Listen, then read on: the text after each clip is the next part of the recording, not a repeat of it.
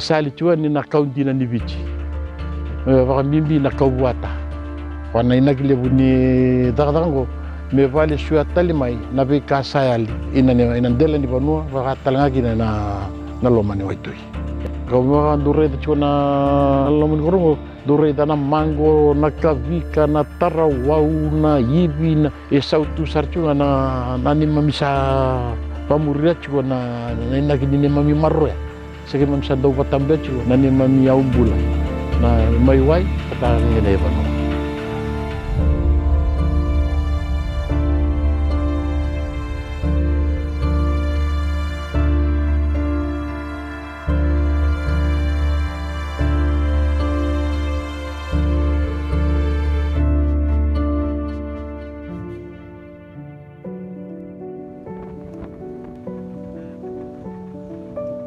These islands are affected by two natural disasters every year.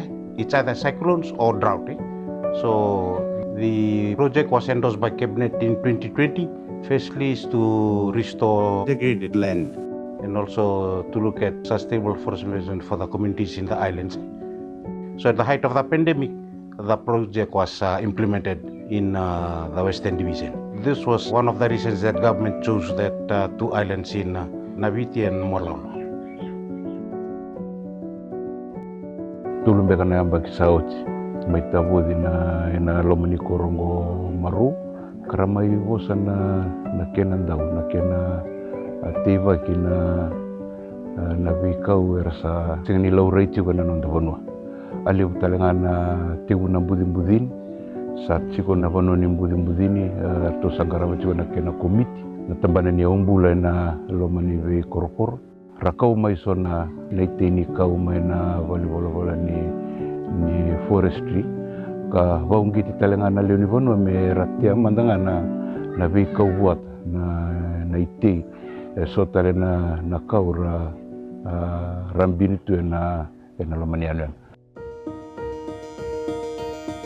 na ngono na kau kwa kitu ngai te wango ve chu na warulan ro ti mai nambag sawati na kana sama kitu to me bibu ke kina orto na kana vai de silesir to ngol mai na matentu to me bibu ke chu na kana wa salatak kana te va chu na kau saranga na ngol ni.